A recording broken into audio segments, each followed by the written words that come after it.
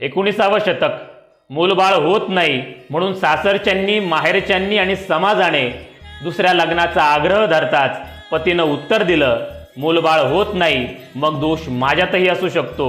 माझं दुसरं लग्न लावून माझ्या पत्नीला सोबत आणण्यापेक्षा तिचं दुसरं लग्न लावून मला सवता आणा, असा क्रांतिकारक विचार मांडून त्यावेळच्या पुरुष सत्ताक मानसिकतेवर आणि मनुवादी व्यवस्थेवर घाला करणारा क्रांती सूर्य म्हणजे क्रांतिबा फुले होय.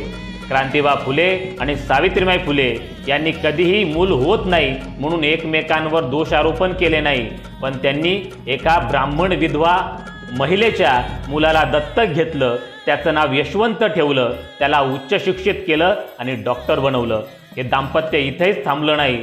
त्यांनी एखाद्या महिलेचं वेडवाकडं पाऊल पडलं असेल किंवा एखाद्या महिलेचं शोषण झालं असेल, त्यानंतर त्या गरोदर राहिल्या असतील तर त्यांनी आत्महत्या न करता आम्ही उभारलेल्या बालहत्या प्रतिबंधक गृहात यावं, बाळत व्हावं, मूल वाटलं तर घेऊन जावं अथवा ठेवून जावं, आम्ही त्यांचे आई वडील म्हणून त्यांचा सांभाळ करू, हा विचार देऊन त्यावेळच्या शोषित महिलांचं आणि त्याचबरोबर त्यांनी जन्माला घातलेल्या बाळांचं आई वडील होण्याचं काम क्रांतिबा फुले आणि सावित्रीबाई फुले यांनी केलं.